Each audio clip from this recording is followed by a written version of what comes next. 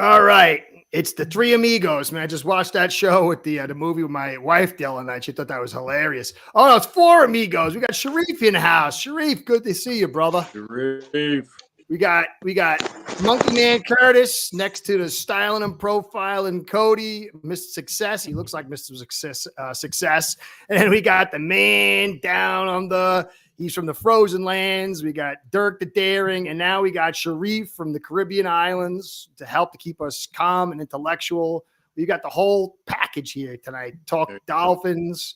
And really, there's just so many like little nuances to this draft coming up, so many critical little things. So we're going to get into it, man. We'll talk draft, this whole deal. You're hearing a lot of talk from big guys. I mean, even Alf, I don't know, maybe that wasn't Alf. That's something else. But talking about, hey, he's going to be a big trade of a star, maybe Ramsey. I don't think Hill's going anywhere. But you hear a lot of talk, man. Even Dudley Durong had is Greer really on the hot seat? Well, is he? I don't know. Maybe, who knows? Maybe not. We'll see. So let's get into it. Let's start with you, Sharif. We haven't heard from you in a bit, man. You've been so busy. You work your tail off. I thank you for stopping by tonight, brother. Give us your take of where we are with the situation. It's curious. I don't think anybody knows where. I don't even think anyone knows who's in charge, who or what we're going to do in the draft. But we all got to shoot it because that's what sports talk's about. So, Sharif, man, give us the lowdown. Use your calm and intellectual side. And then we'll save my ravings for the end. Well, first of all, I'm glad to be here. And of course, we're gonna do what it takes to do the research. We're gonna, qualify our takes to make them at least educated and not be so far off by time as the season comes around. And I think a lot of people may be speculating if Greer is on the hot seat or not. My thing is, if we know we can't count on the Eichenbergs of the world, the Storm Ducks of the world, the Tohus, we still have. I think we still have a linebacker that we drafted in the third round, 3 Tyndall. So if we know, then my question would be, where's the inner development? From year 2 to 3, from year 1 to 2, rookie year to first year. And so that would answer a lot of the questions if we have to load up on defensive tackle or load up on corner or load up.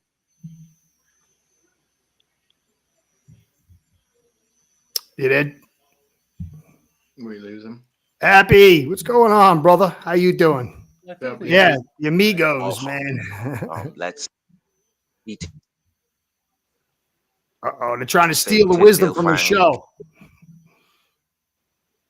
The thing is, that would answer a lot of questions for our draft, and that's internal. So we probably would never know until off season or training camp. That's But very it true. would be nice to know that or Storm Duck or some guys from the defensive Bona. line. What about Bona? I mean Bonner. EB. So if one of those guys were to take a huge leap to Pro Bowl level or near Pro Bowl level, or you think you're going after Will Johnson? And that's the context I want to kind of bring in some of the discussion tonight. I'm glad you said the Pro Bowl part at the end. That makes perfect sense. Because when you first started talking, I was thinking, well, we did see some positive steps forward with Storm Duck, and definitely with Kader Kohu after his sophomore slump that he had last year or year before last. But definitely, you're right. Not a Pro Bowl style huge leap forward in their game. And then definitely that would make it a lot easier coming up in the draft to be a little more secure in the cornerback room, to know, well, maybe we don't have to get, a dominating talent right off the bat in the draft if we had those guys at that level. You're right. Which would say a lot about the room, right? The new linebacker coach. Don't forget, guys, we were 4th in the NFL, and then Weaver came in, and we only went to 10th. And 34 sacks, that's only, but we led the league by a huge amount in pressures, taking the quarterbacks off their step and things of that nature. So, yeah. That's true, too. And you got to also think about the association between our defensive line, and our cornerbacks. Cornerbacks have a really easy time, or at least a better time, when the defense does their job, or when the defensive line does their job. Well, it's all about the trenches. Somebody has to say trenches. Solid, yeah, solid 9 young players. We got a few. I mean, let's go through it. I think Achan is a good player to build around. I still think Waddle's a good player to build around. I like Washington. Right. Paul could be. I mean, I think he's at least going to be solid something. Yeah. Then on defense, chopping the pass rush. He's got to prove more in the run game. Brooks is still kind of young. He's what, 26, 27 maybe? Yeah. Who else we got that's young that's we could depend on? Really, it's about 4 maybe 5 young guys, and maybe that Brooks is like pushing it a little bit, and Chop is like half.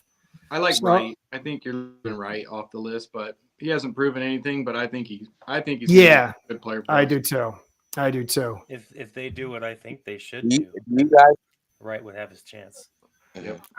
Oh, Greer, of course. Hey, holy egg you rolling. think He knows. Of course, he knows where the eggs are buried. The eggs are buried. The bodies are buried.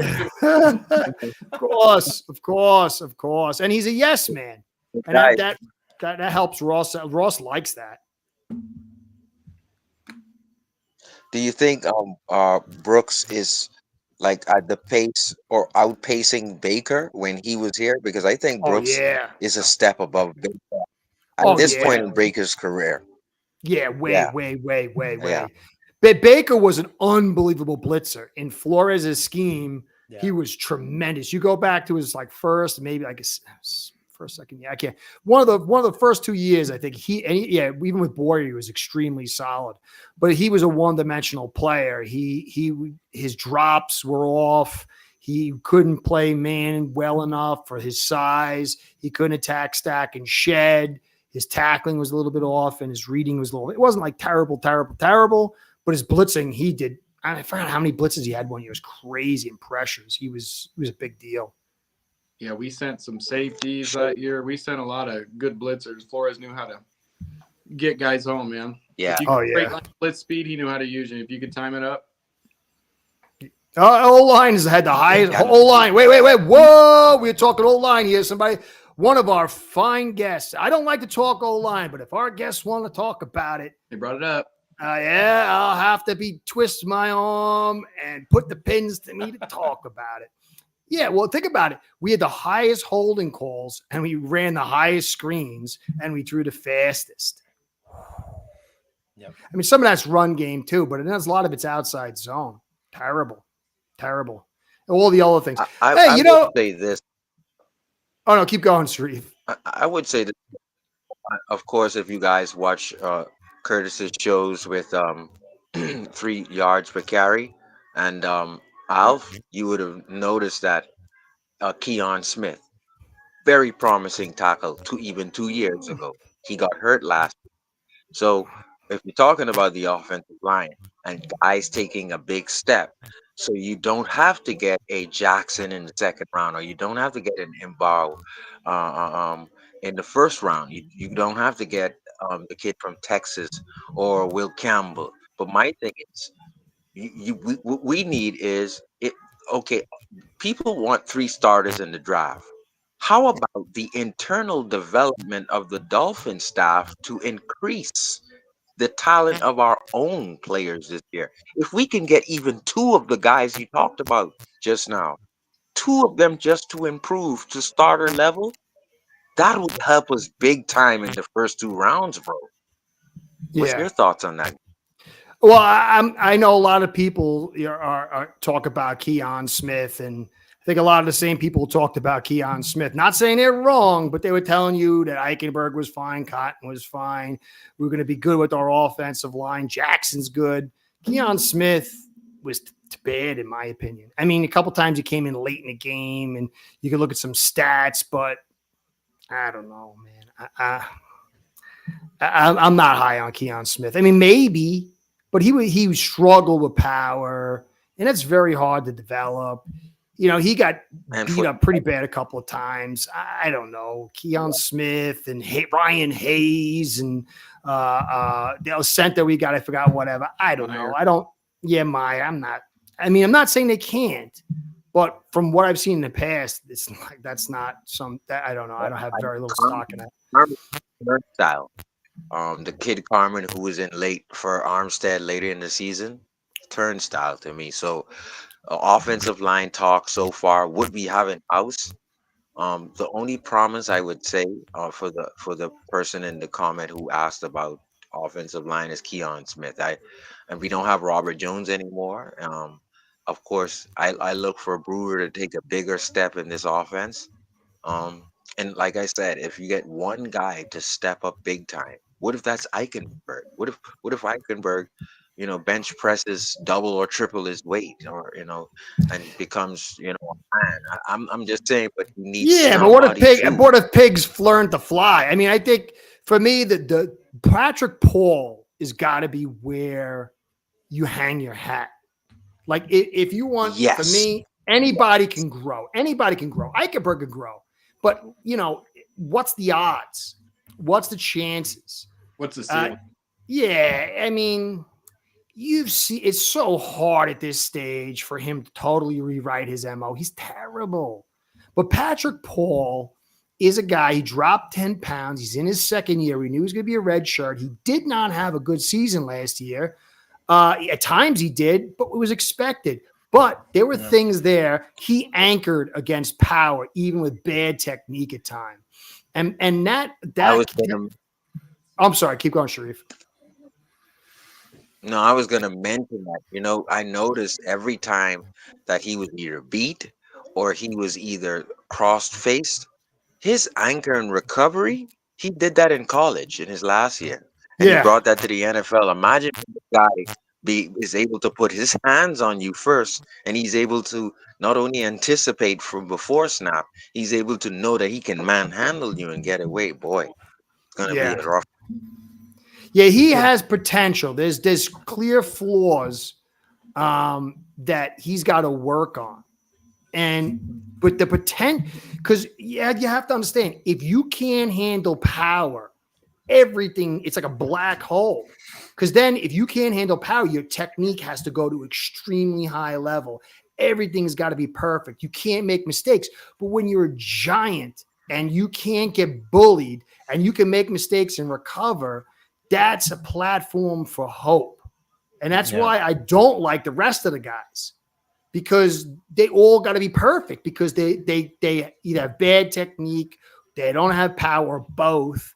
And so Patrick Paul is a guy, and I think in an inside zone system where you're putting him at, like, it doesn't have to be necessarily right tackle, but a tackle that's getting a little help in pass protection is a guy that his floor is much higher. It's somebody who can be something. I'm not saying he's going to be Tehran or he's going to be as good as everybody wants him to be, but he's something. And that's more than anybody else we've drafted, not named Hunt. And because Jackson's is a But disaster. I would say this, right? From what I've seen on tape, and I've seen tape when Dwight Stevenson, Tim Ruddy, Pouncey, um, uh, Connor Williams is up there with the most powerful centers that I've ever seen. Oh, I've he was a seen Connor phenomenal Williams thrust. take on, and with one arm, I've seen him keep up another blitzer, and he's already holding up his first blitz. Yep. I, Yep. I I've seen Connor. He's very powerful, and what I'm saying is now, who's ever right guard and whoever is left guard, you can compensate your entire system of running or pass protection based on a powerful guy like that.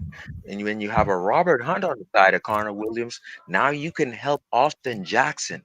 So the Dolphins won't have a line near this talent anymore, and so the No. Dolphin fans should be asking, where you're going to get a powerful center again, where you're going to get a powerful Robert Hunt again. And so Austin Jackson can learn from Robert, where you're going to get a guy who's going to learn from Connor. And this is the questions in talent and power, physicality, Dolphins fans should be asking. That's what I've been asking, and people have been telling me I'm crazy for a couple of years. So I don't know. I don't know when it's going to happen, But I guess, whatever. I wonder if we're drafting a guard. Yeah, we're probably going to draft. I'm thinking it's, and this is what I want to get into tonight after this. Marvin Allen, is he in charge? Or is Greer in charge? If Greer's in charge, we know the philosophy. If Greer's really in charge, then I don't think we grab a guard till like the 4th round. And if we grab a guy in the 4th round, it's going to be very hard, not because Eichenberg's so good, but to get him in here and then for him to take over for Eichenberg. It's not impossible because Eichenberg's bad, but there's a lot of stuff to develop for a 4th round pick. Now, all the teams can do that, but we haven't done. When's the last mid-round offensive line player that we've had that's played? That's on your, you ask yourself, we haven't like since the flood. So I think Eichenberg's starting, but I think they're going to grab a guy in the mid-round. But if Marvin Allen is the guy in charge, then maybe things change. Maybe you go, if Marvin Allen's in charge, maybe you get a guard in the 2nd round. There's my Tommy from Mafia Sports Report. What's going on, Tommy? I'm going to see you on the draft coverage, man. Love you, brother. Sorry, guys. So what do you think? I'm watching the War Room on the draft day, using all my interpretation skills of the body language. I want to stare at Greer the whole time. I just want to read everything I can get out of this draft, including what I see in the War Room.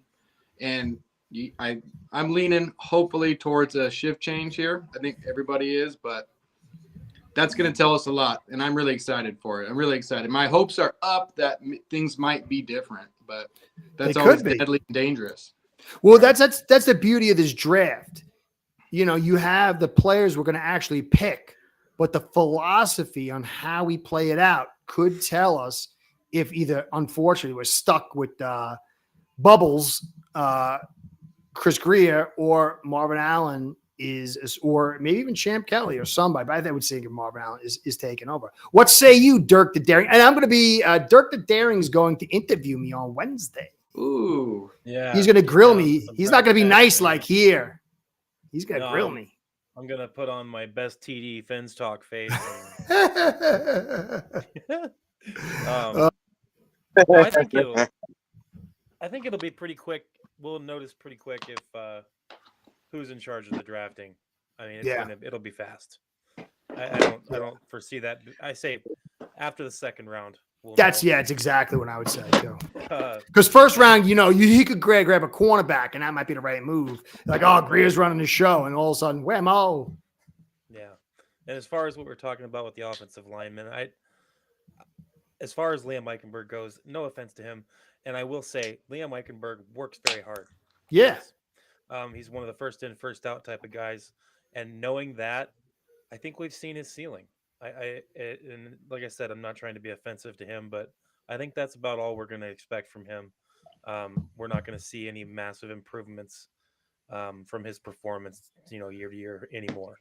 And with that said, he may start this season as our other guard, but I would imagine after a couple weeks that's going to change pretty quick.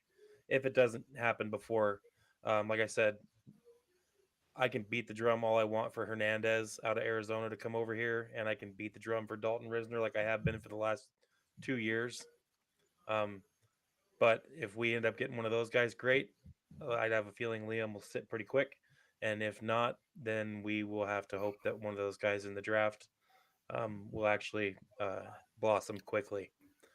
But I don't foresee Liam Eichenberg starting very long. To defend, to defend, right? Greer, and who's picking, right? I think what we've learned over the last 3 to 4 years is there's a delegator, there's a guy who deals with the capology, and then there's 21 members who goes out into the east, west, north, and south of college football. 3 of them are women. We do have women. We do have Finettes that go out and scout for the Dolphins, and I'm proud to say that. Nice. The thing is, we've also seen their track record, but the point being that we want to know who's in the war room picking. Well, from what the research that I've done, that's what I've seen. It's 21 staff members that go out into America, and 3 of them are women. Marvin Allen and McKinsey was part of that team. Chris Greer is a delegator, and then you have Brandon Shore, who's the capologist. And so you can take what you want with that. I'm cool with it, but my thing is we want results. We want better. We know. See, my thing is I've seen Jamie Nails, I've seen Mark Dixon, I've seen Brandon Albert, young Laramie Tunsil. I've seen a line that pounded people and allowed Jay Ajayi to get 200 a game. If I'm used to that, then I'm spoiled. Too bad. You got to do better, Chris Greer. And we're used to seeing these guys truck people and pound people. So we're just not gonna take the Eichenbergs of the world. Yeah.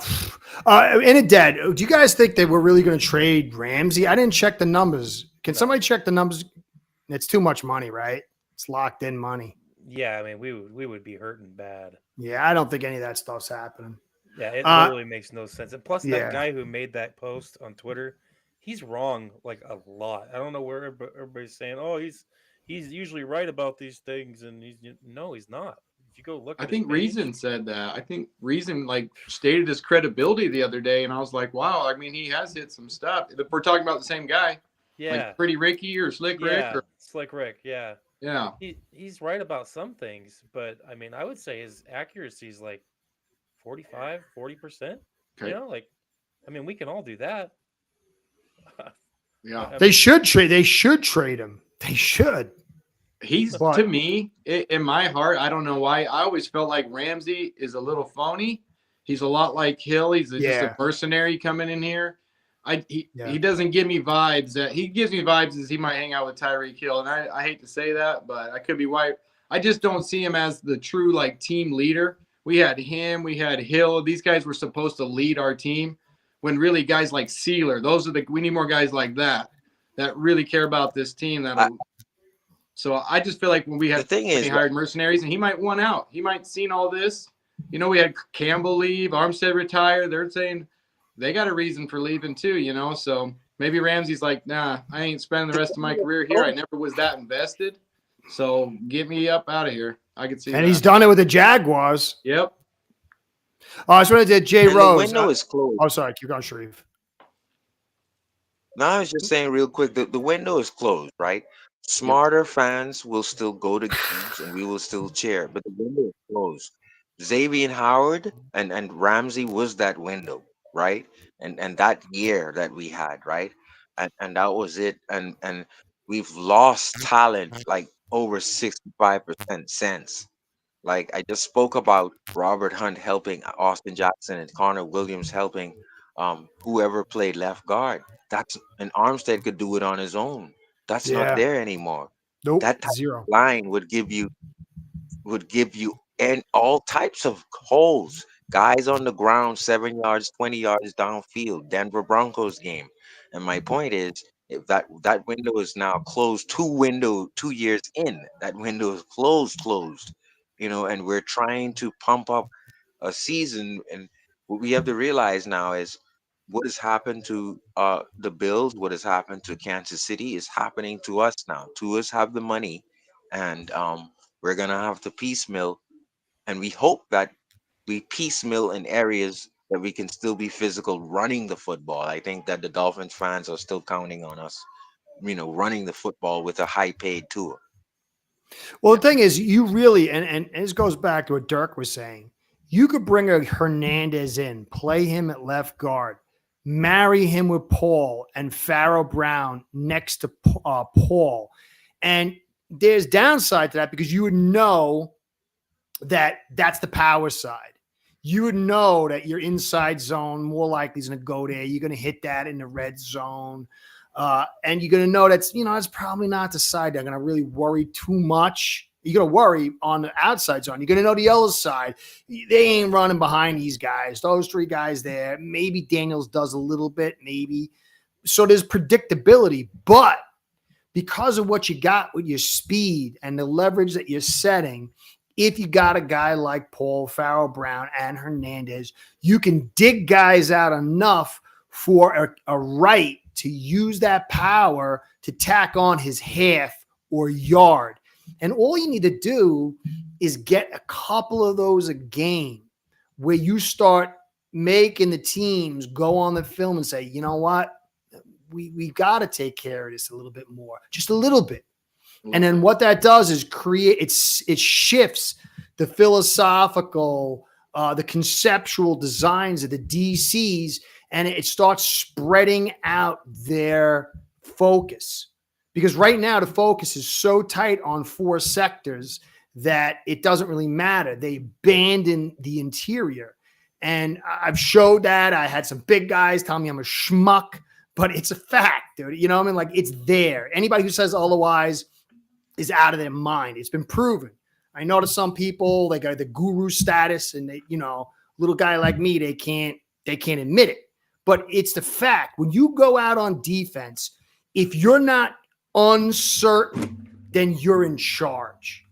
And these defenses are certain. They know what we can't do. They know what we can do. They load up on what we can do. And it's shown over and over by all these DCs. No blitzing, all the leverage. I've talked about it on the wide, on the edges, on linebackers, on the safeties. And all you have to do is shift it a little bit. And if you shift it a little bit, and McDaniel, this is asking a lot, to call the right play on that moment of shifting, because of our speed, you can get that pop play. And if you get a pop play, now you got a defense nervous. And that nervousness carries into the next DCs and defensive players planning. But conversely, the confidence, the security also carries. So week in, week out, they know what we're going to do. They see how the D team's totally suffocated. They're confident. Then it happens again and again and again. And so you have to begin shifting the philosophical, the conceptual side. And a lot of people that analyze this game really don't have a clue, because they don't go back to the trenches. They just don't understand. And I've been nice for years, but it's kind of gone for me now. You just don't understand the game. It starts in the trenches. That's how it works. It starts in the A gap. And all the leverage is set from there. Yeah. And so there's no leverage. Go look at a game. The defense has never set the leverage except on a third and one when they know, and they usually stop us when they do, in the A or B gap. So then all the leverage is spread every place else, and that's the only place we can go. And when we do run inside, it's inconsistent or ineffective. This is fact. I know it's hard for some people's egos, but it's the truth. And if you don't understand this, you don't understand football. I just want to get this. Jay, pause. I should get this because I got a bad thing over here. I can't get to all the comments. Technique can be improved. Technique can offset weaknesses in power if you don't have it. But the problem is your technique has to be so high and so perfect and so consistent when your power is so low that most guys can't get away with it. So it is, like you would say, Jay, it's a doom. It's a doom for a player. Anyway, keep going. Sorry, brother. I was just to the gentleman's point, the comment just now. One thing I learned about Patrick Graham, and I had to throw away my thought about what I knew about football at that time, is Patrick Graham, he actually sat down when he came to this football team with Flores, and he taught us, the fans, what is the A gap, what is the B gap, what is leverage, what is setting the edge. Not the thing that Fangio did, which is hold one hand off and then shoot the gap, leverage one hand, one body off and shoot the gap. Actually, Patrick Graham sat there and he taught, when you sacrifice yourself, this is where you get the Albus coming around for free 9 sacks. And so these are the kind and guess what? Flores and Graham and Boyer, they knew how to bring pressure. So my point is, when you think about disciplined defense and what we're missing as a Dolphin defense, we're missing setting the edge. We're missing uh, uh, making sure that everything is turned back inside. We're missing these technique, leverage. We're missing all of these things that Patrick Graham taught us, and it's like they swept out the whole regime and what was taught, and the things that teams couldn't do on us. Now they're doing it, right? So it's like, yeah. Well, from a defensive standpoint, back then, 2020, Raekwon Davis was, I thought he was going to take the league by storm. And then it was the first game, he got the knee injury. But then you had Wilkins, then you had Sealer, and you had Jenkins. So what happens is, and this is why I've been calling for a while, the big body inside, because the problem is we got guys on the edge that really can't stop the run, and the guys that kind of can are injured and coming back and uncertain. But we don't have – Benito Jones is not stealing leverage from the edge. He's not demanding a double team. Sealer can, but there's compromising things that when he plays inside, his best is 3 and 5. When he was at his best, when he was here, he had guys soaking up the middle inside. Like when you had Jenkins and you had Wilkins and you had Sealer, and then Davis, there you got everybody in their proper spot, and you had guys on the interior soaking up those doubles, and you'd allowed Sealer to play the edge. But we don't have that. You got Sealer, who's going to be 30-31, and he's got to play inside. Unbelievable what Campbell was able to do. But it was a lot of masking. Again, sort of what we've had to do is Band-Aids and masking, sort of what McDaniel had to do last year on offense. We just don't have the talent. And the guys, we got some guys this year, though, thankfully, that are linebackers that can attack, stack, and shed. Brooks is not that guy. Last year, other guys around Brooks, they couldn't do it either. Baker couldn't do it. So we have some stuff, but it's got to start at that interior. And that's why a guy like Grant or Caldwell, or there's a couple of guys, Nolan, right? That's his name, right? I forgot, right? It's Nolan, right? Desmond Watson. What's your guy? Yeah. Well, Nolan. Yeah, I forgot his name for a second. So you need and understand something. We're mimicking McDonald's Ravens defense. They had Pearson Jones for a reason, because you got these Rock of Gibraltars, and then you can put around them those smaller guys. But if you don't have those Rock of Gibraltars, now everything's kind of falling apart in between. Oh, yeah. Oh, happy hippie, hon. Yeah, man. Like, subscribe, and all that stuff. Keep Curtis in the biz. I hate to pimp myself out for that stuff, guys, but that's how I stay in the biz. My sponsors will keep me or not otherwise based on that stuff, and I got to start pimping myself. I'm going to start putting some oil and honey on myself when I come on this channel, maybe again. Like and subscribe. So, hey, yeah, do all that stuff. I appreciate that. I don't think that will work. No, I'm not pretty like you, Mr. Cody, with his nice gear on, his glasses, his hair, and his beer, man. We all got what we got to work with. I'm a caveman. What do you want me to do? I got 2 draft picks that'll fix the trenches. Desmond Watson, I have no clue when, probably later, but just shock the hell out of everybody and take Kelvin Banks. Somehow get Kelvin Banks in the first round, and he doesn't fit outside zone. But I watch him just moving bodies, and it's like, why can't you get a great player to fit your scheme? Like, how is it a scheme if you can't just plug in a great player? I know it's a little specific, but maybe change your scheme a little bit. If you're turning away great players, that should slide in, But the only thing with Banks, though, if you look at him, he's a shielder and a mover. He's not a driver. Now, sometimes they'll run where he cracks down, and he's good at that when he's got the angle on the D-tackle. I'm not saying I'm a master of his film, but when I watched his film, I didn't see him as a power guy. He's unbelievable on the move. Like, he's a guy I would love to have maybe on the opposite side of Paul if he can maintain, because sometimes he gets lost in some blocks. I would like that, but I'm concerned about putting him inside. Jackson's here for 2 years. To me, the best guys to get is, obviously if we run outside zone, but I'm talking about what I want to do, which is pass balance, would be Membo, Campbell, Rutledge, not Brooks. Is that his name? The big guy who's slow. What's his name? Brooks, right? Yeah, I can't remember his first name, though. From Georgia or whatever, that guy. And then there's another guy. I was a little bit wrong. I got to go do my research because what about Zabel? Saviant. Yeah, Zabel too. Although I like some of these other guys better long term. I would take Zabel for center, but we got Brewer. They've got Gray Zabel way up on the big board, and I know he's good, but I would not have him. 7A, people are very high on, and I was like, I'm not so certain. He struggles in the run game, but he does have power to hold up in the bull rush in the pass game, but he does struggle in the run game. But the thing is, we're so uncertain about what we're going to be running 2 years from now. Yeah. And so a guy like Banks, I don't know if he plays tackle, and I don't know if he could play guard.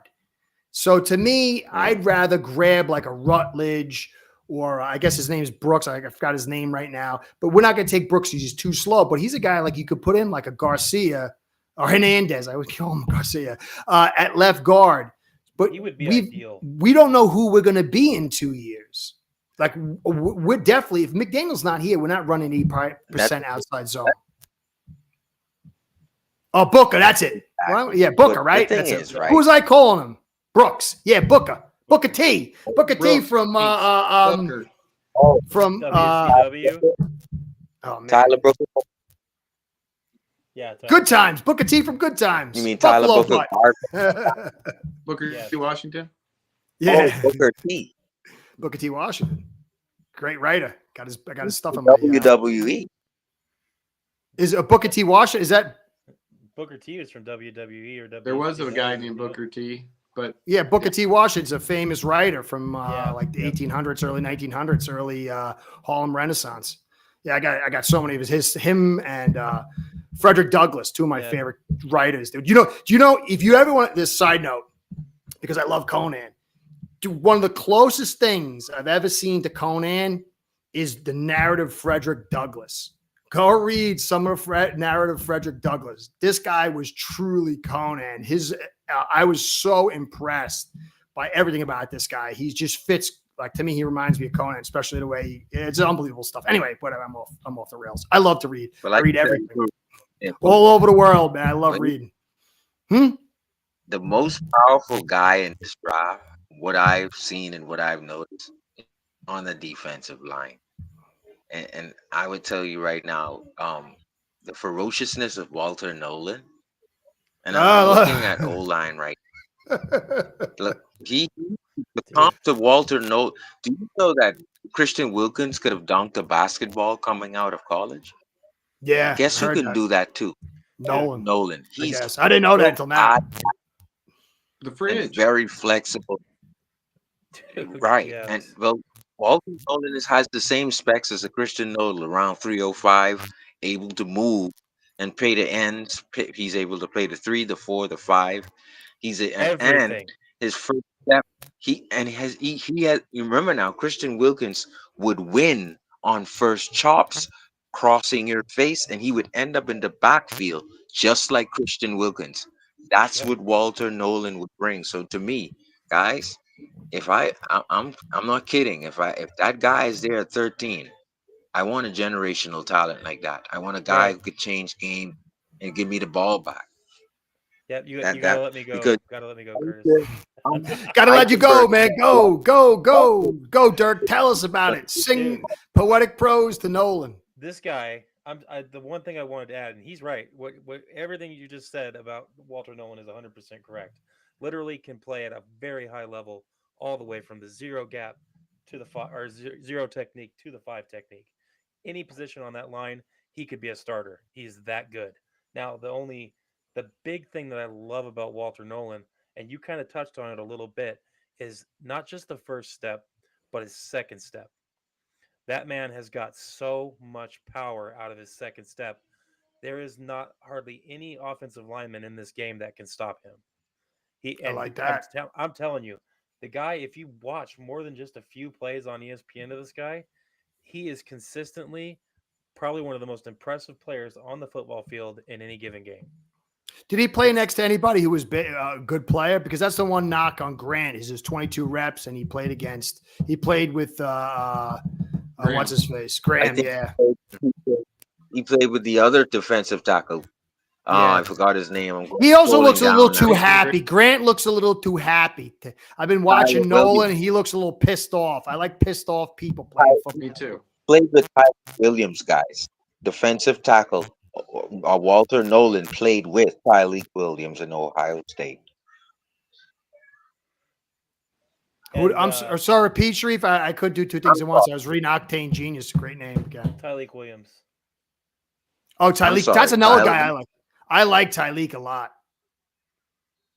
I Jared like. Ivey played with him. So I guess Jared Ivey helped the success of I guess Princely Uminulin. So Princely Uminulin probably helped the success of a Walter Nolan at Ole Miss. They had Chris Paul at linebacker too. That's another solid linebacker that was playing with him. I gotta go watch some real tape of this guy because Dirk I knows could probably do like Now, when he interviews me, it's probably gonna be like a half an hour questionnaire on Walter Nolan. Ole Miss is losing their Curtis, entire defense. So the first step thing with Christian Wilkins, he notice how Christian Wilkins would just use your momentum to get you by him and end Yeah. up in the backfield. This is the type of thing that Walter Nolan came to. God gave him that, and so the thing is, if you get your hand on him at 13, I'm not worrying about Eichenberg whiffing on blocks. Walter Nolan is going to give you the ball back. I gotta study him out. I gotta study because I was so high on Grant early, but the 22 reps kind of pulled me off a little bit, and then his personality is very nice. I thought he was gonna be pissed off. I gotta watch him on game day to see how he acts. I just like pissed off people playing football. I always that's I mean, not every one of my guys, but you need some nasty guys, So Walter Nolan looked a little pissed off to me. Cam Smith, because he said Greer can't get rid of his babies; they're his children. That's what he does. You ever check out Simeon Barrow? No. That will be salt and hot sauce. Trust me, it won't be salt and pepper with Seiler and Walter Nolan in there. Well, look, that's right here. If we could trade back and get Nolan, use some of that extra capital and get another guy, I just don't think it's going to be Booker. He's just doesn't fit. So to me, okay, we're hoping for Marvin Allen, and we're hoping that Greer is off the table. The thing that concerns me a little bit is that we brought back all Greer's guys on the offensive line. And so would Marvin Allen, if he's in charge, bring these clowns back? Bring in the clowns? I don't know. Extending Jackson for a second year is very Greer. So was it that Greer started taking over and doing his thing, and then all of a sudden Shore came out and said, stop it, and it was like a change or something? So I don't know. I don't know. What would you do if Abdul Carter is there or James Pierce is there at 13, Curtis and guys? Oh, wait, hold on. Wait. Oh, hold on a second. Holy egg roly. I heard Nolan has lots of off the field issues plus character issues. Whoop, whoop, whoop. And he took himself out of a game. Uh-oh. Okay. So I've never heard about the taking himself out of a game thing. I'm going to have to look into that because I have done a lot of research on this kid, and I've never heard that before. I'll go look into it. But as far as the developmental issue or the off the field issues goes, you guys would be shocked how many college football players have off field issues. Oh yeah, especially in this day and age. Some get caught, some especially don't, on the Dolphins. But I would take that with a grain of salt. As these kids turn into adults, it's happening about the same time that they're entering this draft. So I'm not saying that there isn't any rhyme or reason to saying someone has off-field issues. I get it. But until that starts to implement itself in the NFL as they're getting older, I wouldn't be too concerned with some off the field issues. I guess and what they are, what type they are. Yeah. So. And remember now, as Omar Kelly, guys are worried about their V21. You mean Will Johnson? Sorry, Sharif. Keep going, brother. No, I was saying, like Omar Kelly said, guys are smart enough to worry about their money in their final year, their money year, and they're gonna behave themselves and take care of their bag, right? They're signing here, right? So guys are smart enough to stay off field issues. I mean, guys like Tyreek is probably the exception, but guys are smart enough to be adults in the NFL. Yeah. Oh, Ohio State. Anyone know about the Ohio State quarterback, Will Howard? And then Octane Genius said that you could get Barrow in late rounds. The dude is a beast. I'd like to get him. two. I'd like to get one early and one late. Yeah. Yep. Anybody know about Will Howard? I don't know anything about him. I know his name's Will Howard, and now he's Ohio State quarterback. Yeah, he went to the championship game. He has pedigree of I would say, you remember Jeff George? Yeah, Will Howard do I make- remember? Screw them picks. So Will Howard could make every throw, but I like Tyler Shock. I don't know if I'm saying the name correctly, but it's Tyler Shock. This kid, every throw. Shuck. deep Shuck. ball, Or Shuck. That's it. Tyler Shuck. He can't throw. He can outthrow Tyree. He can outthrow Tyree. As long as he's Yeah. accurate. He's got major accuracy issues. Who's that? Yeah, Howard? but- Shuck. No, he doesn't. Accuracy Oh, issues. dude. Wasn't he like Why I would get him 56%? because No. He can beat has out injury issues, major injury issues. Two I must be broken thinking of collarbones and somebody leg. else. Yeah, collarbone and leg. Apologies. Let me look. he's coming to sit. Like he could come to sit and he can beat out Wilson easily. Yeah, I wouldn't I'm take him telling to you, the this fourth. guy- I wouldn't take him to the fourth though. Fifth round. You can get him in the fifth round. Like I'm not even would wanting even to say better. his name. Like I screwed you up know all when the you time. don't want to. I don't want nobody to know about this kid.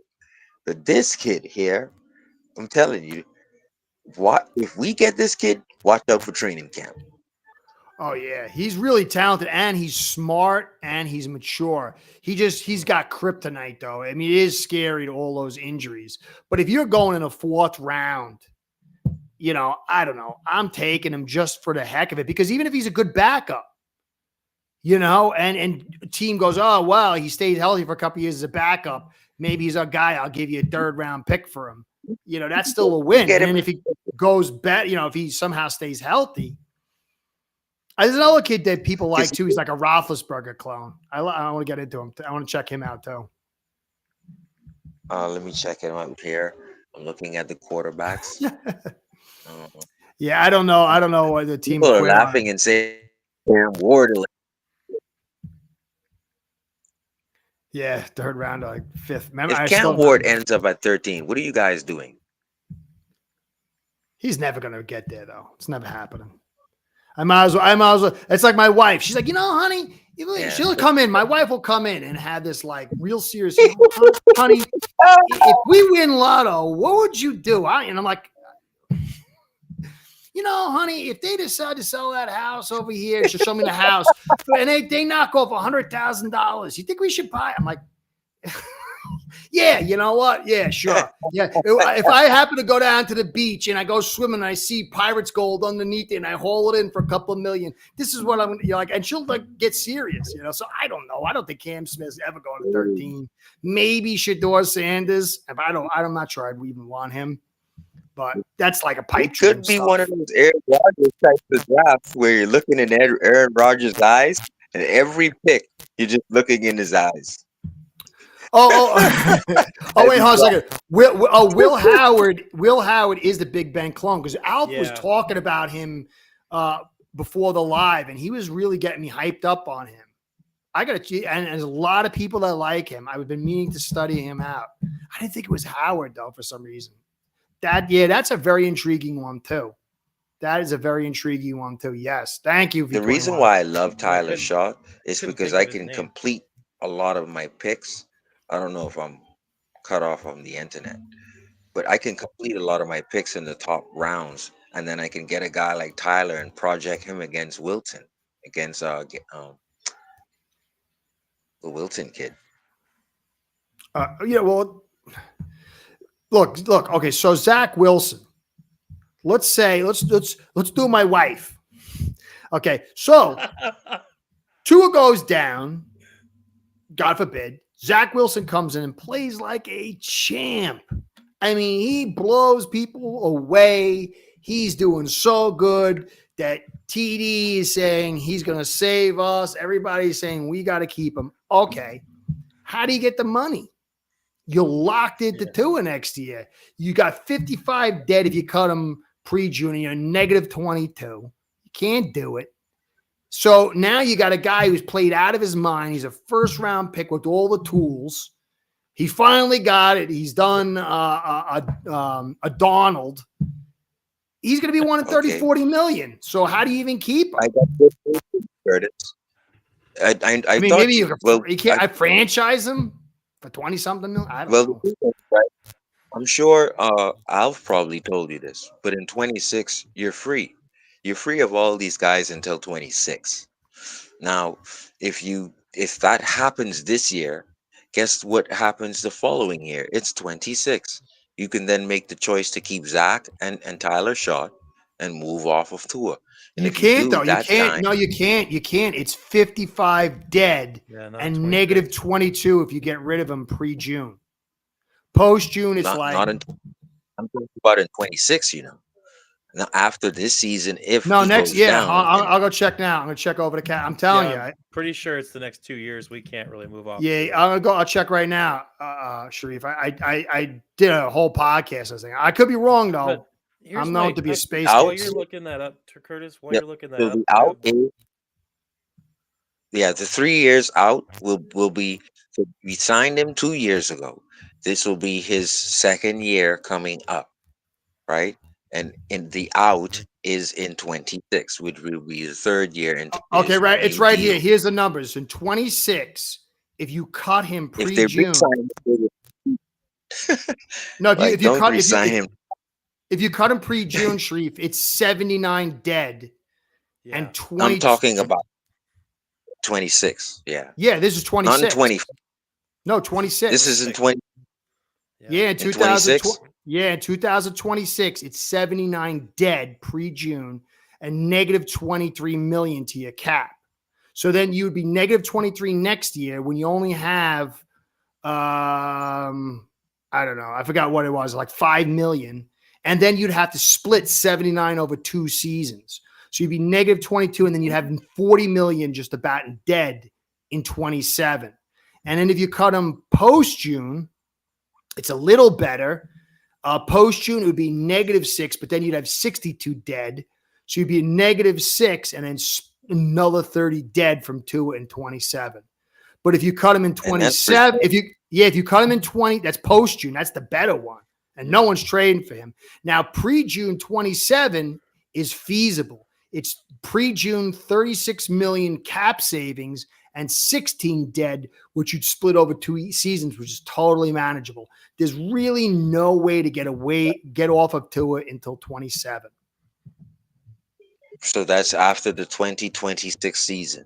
Yeah. Which is if hurt, 2 more seasons. like you said, because we're presuming that Zach will come in and Tua gets hurt this year coming, and Zach blows it away, and then we're saying, how are we going to keep these guys if Tua? So now the out would be Tua would have to play the 2026 season and let that season end, and then that will be the out. So Tua would have to come back from an injury again, guys. Yep.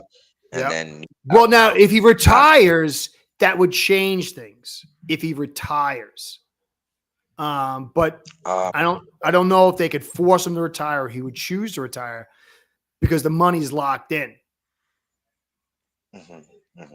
So in just a normal passing, unless he retires, I don't know what the money would be. It'd be less. Oh, he lost. There he is. There he is. We can't really get it off. But now the scary part is that if we can't get off Tua until 27, then that could mean Greer and McDaniel are here for 2 more years. We got 2 more years. You can get off Tyreek and you can get off Ramsey, and that will give you some money to give him the Edelmans and the Amendolas of the world. And Tua has to learn how to win with those guys. You got to know, because I'm not saying Brady's doing it, Tua's doing it, but at this point now in Tua's career, he has to learn how to win with Amendola and Edelman. Oh yeah, but that also takes a real OC, and McDaniel's not a real OC.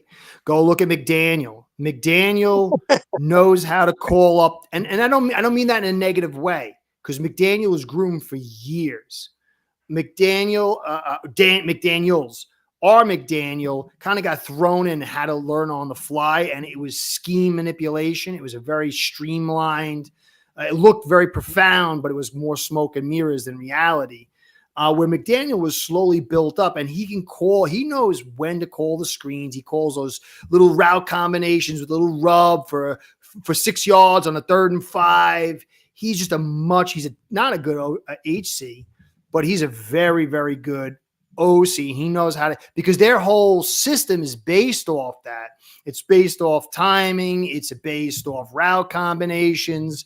It's a much more complex system than what we have as far as the duties from the OC.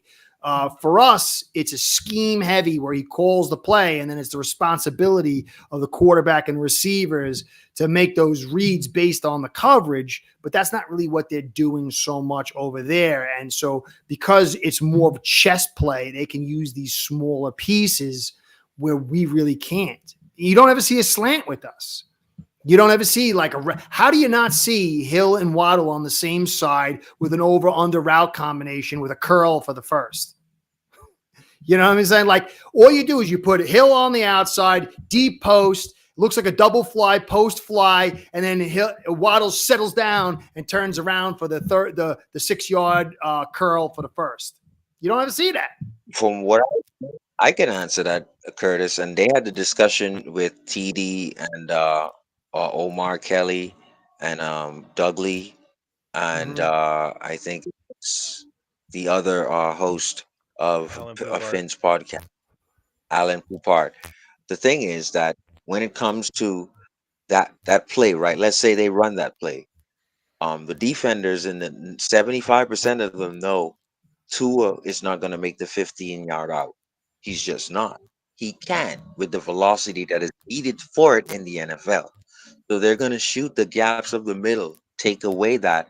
Then this is where people criticize Tua next read. It's not that he can't make his next read. They've jumped the gap of his first read. Now it's either on the run, slide, on try and make something. And this is where Tua gets into trouble because they don't respect the 15-yard out. And if he does attempt it, we've seen it get run back. We've seen it get flashed like Deion Sanders. He doesn't have a strong enough arm. I'll disagree with that, and I'll prove it. Mac Jones in his first season with Mike McDaniel has less of an arm than Tua, and he doesn't have the arm talent to quick release and throw over the middle. But Mike McDaniel using Mac Jones, and you don't need to. Because if you're running, look, he could throw the inside post, attack that pocket post. If you line Hill out on the outside, and then you have Waddle at the slot, you do a 15-yard post that pulls all the leverage to the top, and then you have Waddle, who you got to respect his fly. He just simply does a curl underneath for 5 or 6 yards for that first down. Tua could throw that. Now, the problem is we don't have any of that stuff in our system, and we don't have audibles. But Mike Daniels took Mac Jones and made him look like something, and the guy's garbage.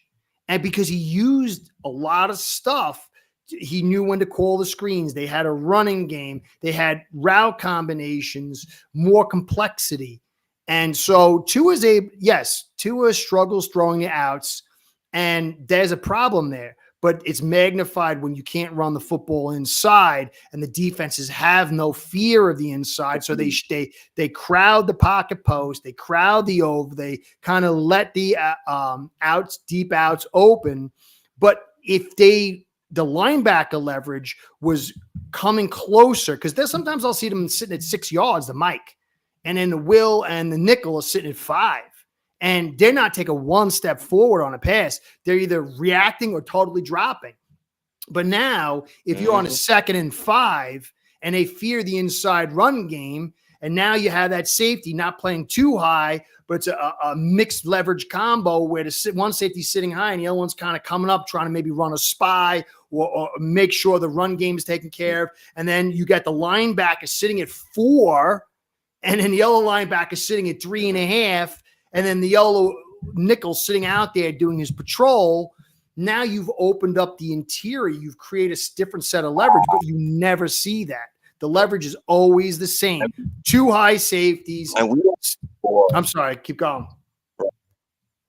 No, I was saying we don't want to bore fans who's listening into comments, but think of it as the linebackers are also playing robber with the safeties when it comes to Tua. Yeah. They're giving Good, Tua great the out, point. and they're 3 robber linebacker helping robber safety, and Tua can't beat it yet. He's 1-16 against winning teams. So when trying to perform these things, and we're asking him to make this Tannehill out. Remember now, Tannehill can make these 20-yard outs easily. He has the velocity to do it. Tua doesn't, and so now what he has to do is to prove that when we do the 3 robber linebacker drop in the soft zone, and the strong safety comes up and rob from the top, Tua has to learn how to beat that with his physicality, with his body. He has to learn how to beat that. Yeah. I think the lack of run game hurts a guy like Tua more than maybe some other quarterbacks. 100%. His RPO game, his ball skills, the way he uses his eyes to move defenders, he's just a bluff. They look at him and go, "Nah, he's not looking there. This is a bluff." But when they start creeping up the whole game of leverage that you spend a lot of time talking about on this channel, Tua knows how to work that. Tua's not a physical skill set blow you away. He's an intangibles guy. And without a run game, you're taking away one of the biggest crutches for any quarterback, but for a guy like Tua, for sure, he can make those throws. He can't make them when everybody's ready for him and just fire him in there like Justin Herbert real late. But with the proper offense, the guy can make all the throws you need, in my opinion. Well, guys, you have to think of it this way. So, all right. So if the leverage is high, the leverage is wide, and the leverage is middle focused. Okay. So then it's the deep outs is where you'd want to attack. He can't. Okay. But neither could Mac Jones. And Mac Jones did struggle. You know, remember that the snow game where he couldn't throw the freaking football at all. But if you watch Mike McDaniel, he put Mac Jones on schedule a lot. One of the problems, too, is that if you have a quarterback whose arm can't make all the throws, he can make a lot of them. Some of them he can make pretty decently. Some of them he can't. The deep outs, he can't. But he can make a lot of throws. And if you check the velocity over the middle, is pretty good. And he's got the release and all that stuff. But so you want to keep your quarterback on schedule. So you don't want him in second and longs. You don't want him in third and longs. But we're always in third and longs, whether it's because we suck on first down, because we double, triple reverse after we start getting going and it's a negative play. Illegal shift. Right. So, but if you notice that all our routes, their slants, their posts, their flies, and all that stuff is very simple reads because it's got to get out quick. So even when Mac Jones was here, I think his throw time was like 2.20, which is a lifetime more than what we're doing. But what happens is that we would throw the football. Well, McDaniels would throw the football for 4 or 5 yards on first down. And it was small ball that way, but it was backed by a run game. And it was playing with the leverage on the defense, playing chessmanship. And McDaniel would dial up the right play to hit the right sector, even though he had a quarterback with a weaker arm. But that's the sign of a balanced offense and an OC with high acumen compared to a team that's got no balance and a low acumen or middle road acumen OC. And so there's guys, I mean, look at Chad Pennington with us. He took us to the playoffs, and that guy's arm was dead. You want to talk about a noodle arm? Rainbows. That was rainbows. Right. So, but, you know, they ran that football and they played a certain way, and his arm's really dead. And there's guys that you could, even Mayfield doesn't have a big arm, but you notice what they did with how they called. It's about playing chessmanship, but it's not. We're playing checkers. You can't even call audibles. I agree. You go to the And Texan game. Anybody who wants to, one last thing. You want to go watch the Texan game, and you'll see that anybody, a high school team, would have called a run audible because you had a pass set up, and it was total high leverage pass defense, and we couldn't. that means we're playing checkers against teams that are playing chess. And so it's not to say Tua is this or that. He clearly has some weaknesses. And what I've but a noticed real is team could take care of it. that when it comes to Tua, when I say three robber, that means I guess now you're talking about a cover two, where the cornerbacks is gonna take on the A chain swinging out of the backfield, or the Jalen Wright swinging out of the backfield. The cover two is gonna jam the receiver and stay there in that area. The two safeties are going to drop. Those linebackers in nickel, they would normally come down and press, hold a tight end, or drift with the running back. They're now drifting with the open hashes that Tyreek and Waddle will usually take advantage Yep. of. They're drifting to those areas intentionally in front of Tua. And I hope I'm visualizing it perfectly for y'all, because what is happening now is Tua is now taking a third hitch, and now he has to make a play either on his own or make a third read. And now, when I said 1-16, this is except this is against every team that has made the playoffs ever since you recorded that record with Tua. He beat Dallas with a good drive, and I think the kicker won that game. So the thing is, he's 1-16 because of a kicker. Every other team has either dominated us and said we have a lot of work to do. And so when it comes to those plays that the defense did, starting with the Chargers, then the San Francisco 49ers perfected it, and then Green Bay did it and it worked with them. And then every other team tried to mimic it that was very good and who made the playoffs, and they seem to execute it. And then you have guys like a Kansas City Chiefs who can just push Hill to the ground. So these are the kind of things that the Dolphins have to say, adjust and make adjustments again. Well, and that's the thing too. Look, yes, in a way, Tua has been figured out, but that's within this offense that has been figured out. It's more important to figure out the offense than it is to figure out the quarterback, because the quarterback is driven or whatever. He's facilitated through the offense. So you can look at Mayfield, and all of a sudden Mayfield looks so good with Tampa. But why was that? What was happening there? How are they finding ways to utilize his talents and operate an offense? And so the problem with Tua is that you're asking him to be Dan Marino. He doesn't have Dan Marino's arm. He doesn't even have the legs to do it. He's not that. He is a facilitator, but he needs a pass blocking offense that can get at least into the 2-3 range, because he looks so good with 2-3-5 range in 22. And that was generated through the cheat motion that's been kind of shut down. But you need to give him a run game, because he is a little skittish in the big moments, and you can take advantage of his quick release and his anticipatory throwing with the play action. But the play action, legitimate play action, not running play action where everybody drops, is what we do. But legitimate play action will causes linebackers to step up, safeties to step up. It causes deeper game plans and more things to key on. And he'll never be able to throw the deep outs right, although he can get them if they boot him out. But nobody buys it, because in football, if that defense isn't concerned about the A and B gap at all, it's the Alamo. And again, I'll show you, just go back and watch Dan Marino in the Super Bowl against San Francisco. Dan Marino's light years better than Tua, but he opened up and put points on, and Ronnie Lott came out and said, hey, we can't play this guy like that.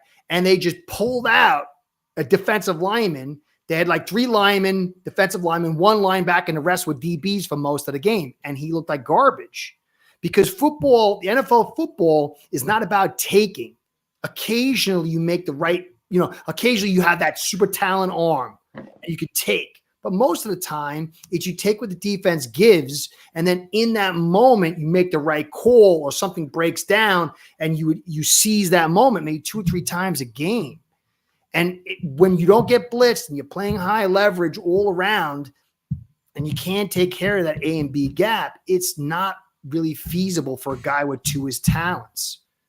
But it's not really feasible for any quarterback. Look at Josh Allen in those years. You go look, when he was blitzed in 2020 is when he had his biggest year. I did a whole statistic on it. And Bill Spencer, whoa. And then the next year he was blitzed far less and his stats went down. And then the next year he was blitzed even less and he started sucking. Everybody said he was garbage. And in 2020, I told Bills fans, or 21, I told Bills fans, this is what you need to get this guy off. You need pass balance. No. And that's what they're running now. Yeah, Brady's a great OC. Yeah. I really like him. So you have to understand, even Mahomes, look how bad Mahomes' season he had this year. If it wasn't for some fluke wins and it wasn't for an unbelievable defense, and he makes some big plays. Yeah, and a kicker, they wouldn't have been where they're at. So Tua is not that elite status, but he's a Mayfield status. He's in that area, but he's got a little bit of a high point talent, but it's not being utilized properly, in my opinion.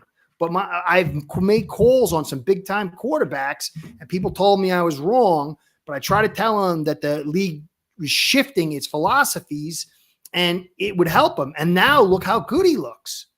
You have to have a run game. You have to. You have to have audibles. You have to have an OC who knows small ball and create route combinations. We don't got it. We're praying we get some help. Nameless one. Nameless one, you've been listening to me for years. Didn't I tell you when I first started covering you guys from the very first preseason game, I said, you guys need to run the football more. You need to go more past balance.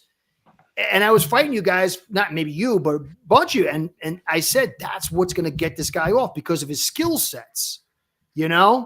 A guy like Burrow doesn't need it as much, but he is a unique individual who can make all the throws. He can move. His father was a coach, and he is unbelievable processor. But look at the hell that's been beat out of him.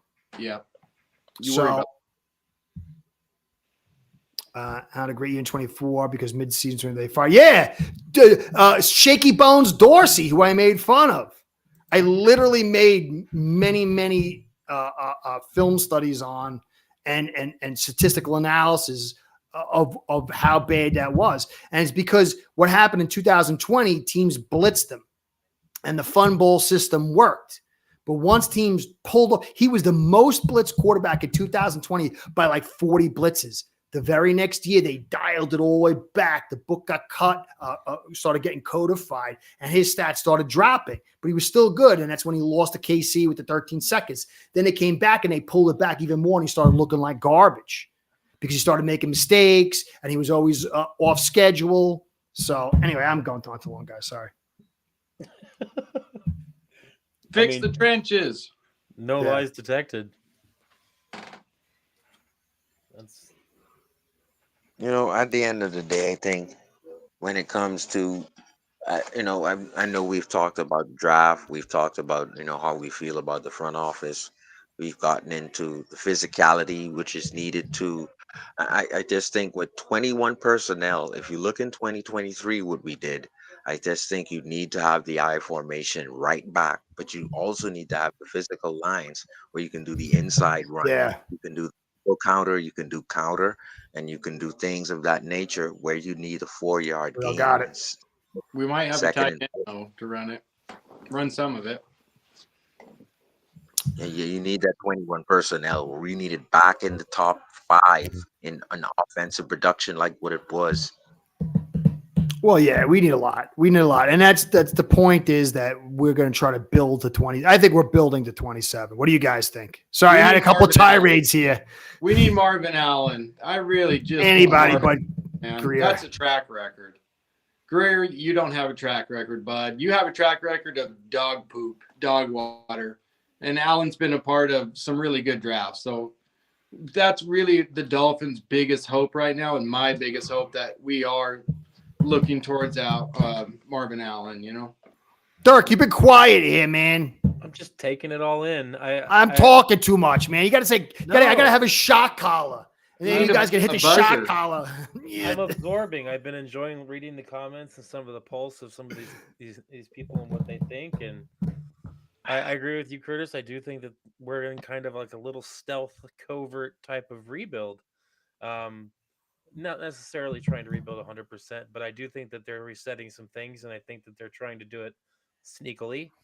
And I think that I don't know. I think they still want to have some success, but I think they've definitely lowered their expectations with this year in exchange for maybe the promise of the year after. Um, I do think we'd be in a little bit better position next year after this coming one, but I'm a Dolphins fan. I don't want to hear. I Let's be real. No Dolphins fan wants to see their team rebuild. They may want to see the results, but they don't want to go through a year of mediocrity again. Um, I don't think Stephen Ross wants a rebuild. I don't think he wants to no, definitely transition not. to his job without a win. I really and you know we all don't want him to die, but he doesn't want to die without a win. I just think he fast tracked things in his emotional mind, being 79 or 80, 81 now. He fast tracked things. It failed. I think we're 2 years into the failure now. Tua's been paid. Like I said, Tua's gonna have to win with Amendola and Edelman. We're gonna have to get rid of these guys a year from now, and it's gonna be Tua, Edelman, and Amendola, and he's gonna have to figure it out. I don't think nobody's gonna be fired. You're just gonna have to figure out how to win with Tua now being paid. See, but that's the thing is I know Stephen Ross doesn't want a rebuild. Fans don't want, but it's not about what you want. It's what reality, because you can't, it's not faking it till you make it. That's not the NFL. That's the guy goes out and he looks in the mirror and he knows he can't fight. And he's, I could kick everyone. And he goes out and at first, I could take you. And then the guy gets knocked right out. You can't fake it till you make it. You don't fake it till you make it in the NFL. You make it till you make it, and you got to keep on making it. And that's the thing is, this is why I ran into problems, because I looked at the construction of the roster, the philosophy, and the design and the trajectory of the league in 2021 into 22, and I said, we ain't going nowhere. I said, yeah, it is a long shot. If we can break, 100 years of philosophy, but we're not, and people, it doesn't matter what you want. It has nothing to, it doesn't, if you don't have it, you don't got it. It doesn't matter how much you want it. It's not play pretend. There's killers out here, people that are like, doing a great job. So it doesn't matter what you want, you feel, you think. There's no deserve. You got to earn it. Everything. Exactly. And a great example of that is Miles Gaskin. Doesn't do nothing good anywhere else but in the Flores system. Miles Gaskin gets you 1,700 all purpose. My thing is this: they followed the instructions of what Brian Flores wanted them to do, and Miles Gaskins did his job with Flores. Yep. Probably didn't work anywhere else. The point being, McDaniel can't even get that to do in his own system. No, because he's a nice guy and he's not so great at his job. And he doesn't have great tools. Other than that, Miss Lincoln, how was the play? It's like, it's ridiculous. This is the problem with corporate people running things. They live in delusions and they think their farts smell like roses. And they tell everybody your fart smells like a rose, so it must be a rose. It's like these people are delusional. And I don't mean to, again, I don't want to, how does anybody, like, with any kind of sense, look at Broken Tehran, Eichenberg, Brewer, Jackson, and Jones and say, we're going to be all right? And how many people told you that? Like, that's crazy. It's crazy. It's like I'm going into the pit with gladiators and I got the Three Stooges. We're going to be good. We're going to be good. And it's like wearing glasses, right? And no disrespect to people who wear glasses, right? But I'm wearing glasses, and I'm telling you, you should cross this expressway where there's 90 miles an hour cars are moving, right? And the thing about it is, Carrera he sat down in a press conference and told us that we shouldn't worry about blocking physically for the run. Should we What trust a him now at dud. any time in the future? No, the No. guy's a total schmuck. That's I what mean, causes me to think this way. how is he a pro? How is that guy up? I mean, think about it. I mean, like take away everything away from it. How does anybody who's not cracked out, I scared Sharif off, put Eichenberg in Jones, in Jackson, and say, your fans are more concerned about it. We feel better about this offensive line. Like, even if you're doing that for propaganda, like, you're a retard to not know that that's going to burn you and flop in your face. And again, you don't understand how many people sat there and told me, you're just a hater, Jackson and Eichenberg. Like, it's like crazy. And I understand they're desperate, but it was like a hallucinatory event to cover the Dolphins for 3 years and try to tell them that this offensive line is no good. And I'm saying I'm freaking a moron. It's crazy. You hope that's what got him fired. You hope that's what gets him fired, man. Is his lack of understanding of the offensive line and his machismo with the fans. It's hubris. Yeah, never go full retard. It's pure hubris. Never go full retard. And on that note, we're going to wrap up because I'm starting to feel my veins pop out of the side of my head. Abel, guys. everybody in the chat, Inday, thanks, Frozen, everybody that came in tonight, guys. Appreciate you. Larry. I'm sorry for going on a bunch of tirades. I'm glad everybody showed up, man. Yeah, thank you for everything and putting up. Sorry, guys, for a bunch of tirades, but this stuff gets me like crazy, man. It's going to be a good draft. Yeah, it's gonna be great, man. Yep. Alan's taking over. It'll be clarifying. Yep, it'll clarify some things for sure. But guys, I appreciate Sharif, Dirk. I'll see you Wednesday. Cody, you're the man. Everybody's showing up and hanging out tonight with us. I appreciate it, guys. You are the best. There will be hope. It will come. Just don't know when. Let's hope it starts at the draft with Chris Greer getting a soft goodbye. And on that note, everybody here says good night and go Fins. Thanks, everybody. Appreciate it. Fins up.